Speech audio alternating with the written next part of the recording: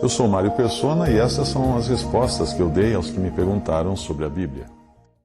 A partir do versículo 12 de 1 Coríntios, ora, se prega que Cristo ressuscitou dentre os mortos, como dizem alguns dentre vós que não há ressurreição de mortos?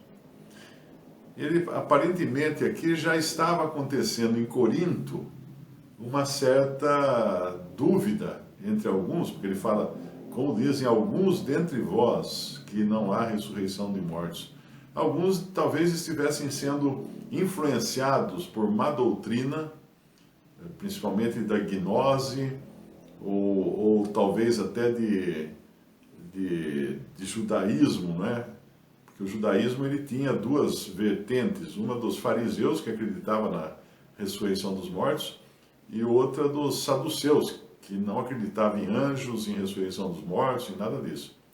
Mas como nós já vimos aqui, a ressurreição é um fato testemunhado por mais de 500 pessoas que estavam vivas ainda no tempo, a maioria já estava viva ainda, no tempo em que o apóstolo escreveu essa carta. Então, era muito fácil verificar, era só perguntar para um deles. Você viu Jesus ressuscitado? Ah, eu vi, eu conversei com ele. Ele ensinou a gente um monte de coisa. Então, todo fato, ele precisa de um amparo de testemunhas. Quando você lê um jornal, por exemplo, você lê o noticiário, o que você está fazendo? Você está lendo de pessoas que relataram aquilo baseado em testemunhos de outras pessoas.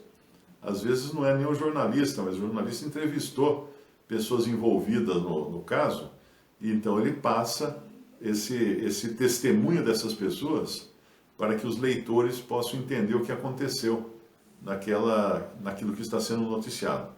Então, ora, se se prega que Cristo ressuscitou dentre os mortos, como dizem alguns dentre vós, que não há ressurreição de mortos, ou seja, é impossível, é inviável, é totalmente estranho à fé cristã afirmar que não há ressurreição de mortos. Porque ele vai deixar claro a razão disso. No versículo 13, e se não há ressurreição de mortos, também Cristo não ressuscitou. Mas ele ressuscitou. Então, isso é um fato, com testemunhas, com centenas de testemunhas. E se Cristo não ressuscitou, logo é vã a nossa pregação. É fake news a nossa pregação. E também é vã a vossa fé. Repara que sem essa... Se você tira um dominó aí do castelo, tudo vem abaixo. Se você tirar uma pedrinha, tudo desmorona. E essa pedrinha é a ressurreição. A ressurreição é uma pedra indispensável no Evangelho, nas Boas Novas. Porque o Evangelho não é apenas falar palavras bonitas e prometer uma vida melhor aqui na terra, com muita alegria, com muita paz, com muita prosperidade. Isso não é Evangelho. O Evangelho primeiro precisa ter sangue. Um Evangelho sem sangue não é o Evangelho. Eu me lembro que tem um pastor americano muito famoso, tem uma igreja gigantesca lá nos Estados Unidos. Ele é conhecido como o pastor sorriso, né? Porque ele só sorri, assim, a boca dele já é um sorriso. Ele prega só coisas boas, ele prega só coisas bonitas, agradáveis, prosperidade. Você vai ser feliz, você vai encontrar o seu par ideal, você vai se dar bem nos negócios, no emprego, vai ter prosperidade. Ele só fala isso.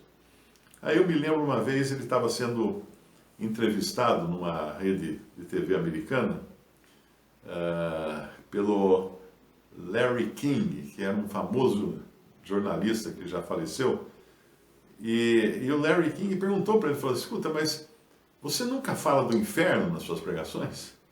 Ele falou assim, Deus me guiou para esse outro caminho, eu falar coisas boas, coisas positivas. Eu nunca falo de coisas negativas.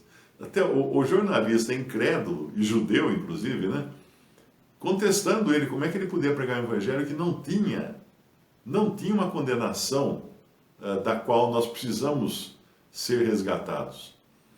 E agora a gente pode ir mais longe até, como é que pode pregar o evangelho que não tem ressurreição?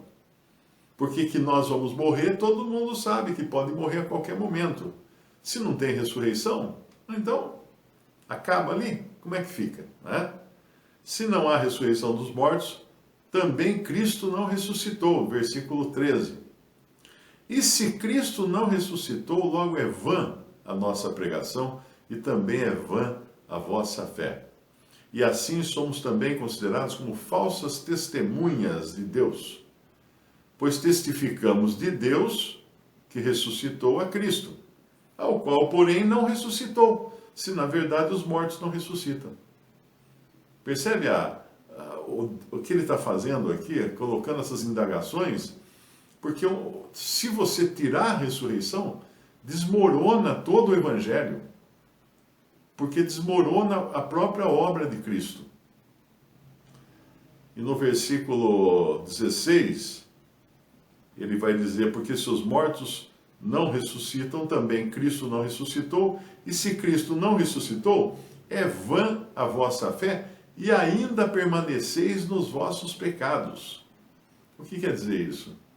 A ressurreição é a prova da obra consumada de Cristo. Se Cristo tivesse continuado na morte, se o Senhor Jesus tivesse morrido e ficado morto, e estivesse enterrado num túmulo qualquer lá na Judéia, na Palestina, ali, nós não teríamos salvação. A grande diferença, a grande chave, né, que revela o que é o cristianismo de verdade é a ressurreição. A ressurreição é a prova de que a morte de Cristo valeu. Valeu. Ele não foi deixado no Hades, a sua alma não foi deixada no Hades, que é a condição de morte, né, de separação do corpo. Não, pelo contrário, ele no terceiro dia voltou, o seu corpo voltou a ter a vida. E agora um corpo ressuscitado, e um corpo ressuscitado com qualidades que ele não tinha antes no seu corpo, ainda humano aqui na Terra, né? Que nós vemos alguns episódios depois da ressurreição dele, ele, por exemplo, entrar numa sala onde estavam os discípulos reunidos e as portas trancadas. Como é que ele apareceu ali dentro? É porque o corpo ressuscitado, ele não está sujeito ao tempo e ao espaço. Porque o corpo ressuscitado é um corpo feito para viver na eternidade. E na eternidade não existe tempo, não existe espaço e não existe matéria como nós a conhecemos hoje.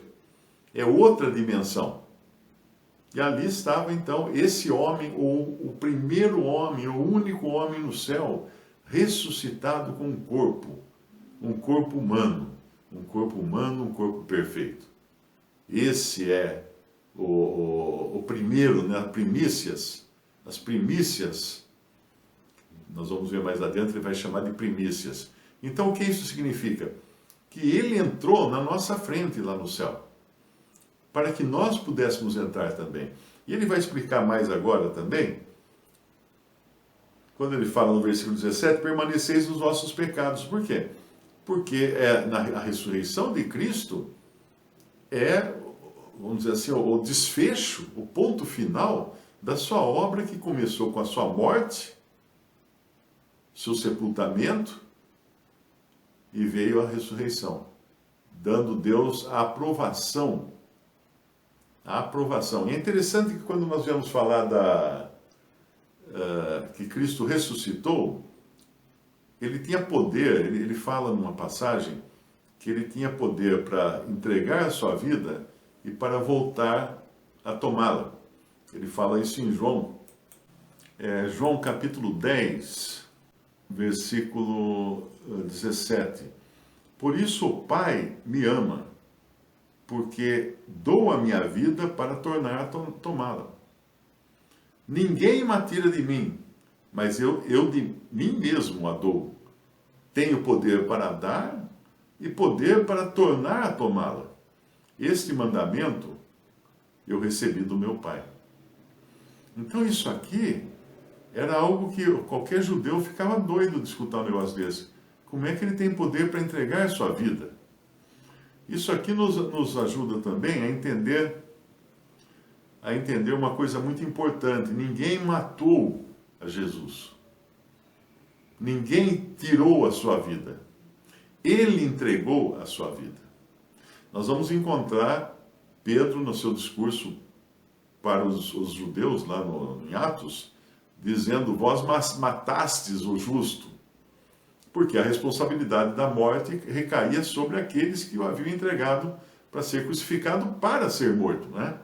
Eles não entregaram o Senhor Jesus para ser crucificado e depois ele dar a sua vida. Não, eles entregaram porque a intenção era matá-lo. Vós matastes o justo. Pedro fala para os judeus. Então, quando ele fala que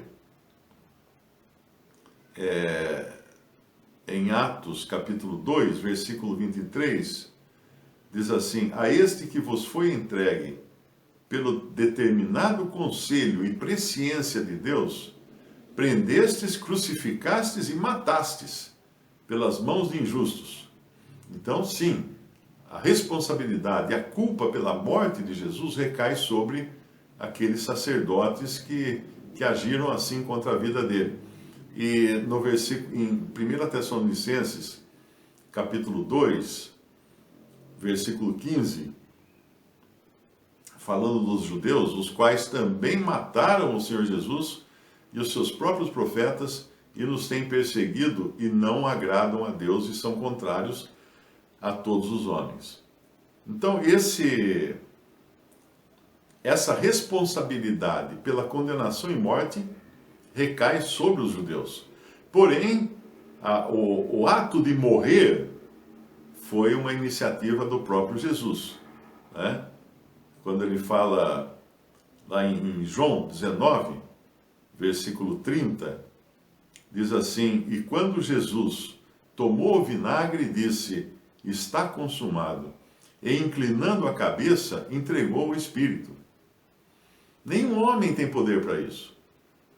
Um homem tem poder para se suicidar, mas ele precisa de um elemento externo, ou uma arma, ou um veneno, ou pular de uma grande altura. Ele precisa fazer alguma coisa que o mate, porque ele de si próprio não consegue. Ele não pode sentar numa cadeira e falar assim: agora eu vou entregar minha vida, vou morrer, pessoal, vou morrer. Não morri, o que aconteceu? Falhou, vou tentar de novo. Não consegue, nenhum homem consegue tirar a própria vida apenas pela intenção. Mas o Senhor Jesus, sendo ele Deus e homem, sendo divino, ele entregou a sua própria vida para depois tomá-la, né? Porém, não foi ele que a tomou de volta. Em Atos capítulo 2, versículo 24, diz assim: ao qual Deus ressuscitou, soltas as ânsias da morte, pois não era possível que fosse retido por ela. E também no capítulo 2, versículo 32, Deus ressuscitou a este Jesus, do que todos nós somos testemunhas. E também em Atos 3, versículo 15, e matastes o príncipe da vida, ao qual Deus ressuscitou dentre os mortos, do que nós somos testemunhas. E é muito importante também, então voltando à fita um pouco, ele tinha poder para tomar de volta a sua vida, mas ele não usou desse poder. Deus o ressuscitou. Deus o ressuscitou. Ele esperou simplesmente em Deus, né? Como ele sempre fez na sua vida aqui na terra. Ele esperou em Deus apenas. Então,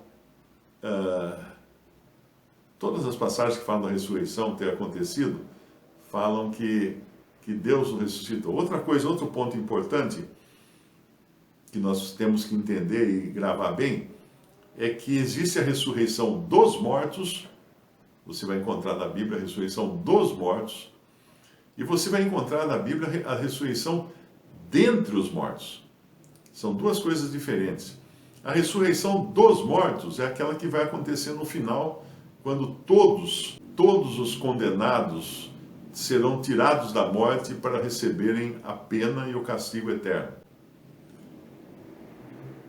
Mas a ressurreição dentre os mortos é como a ressurreição do Senhor Jesus. Ele foi tirado de entre os mortos. Os mortos continuaram lá. Só ele que foi tirado. Os mortos continuaram. E essa é a ressurreição também que vai valer para os salvos por Cristo. Na própria carta aqui aos Coríntios, ele vai falar mais adiante dessa ressurreição dentre os mortos. Como Paulo já fala em outras cartas também, ele sempre faz essa distinção da ressurreição dentre os mortos. Essa é a ressurreição dos salvos também. Não vão ficar na morte, eles vão ser tirados da morte, enquanto o restante continua na morte. Visite o canal Respondidas no YouTube.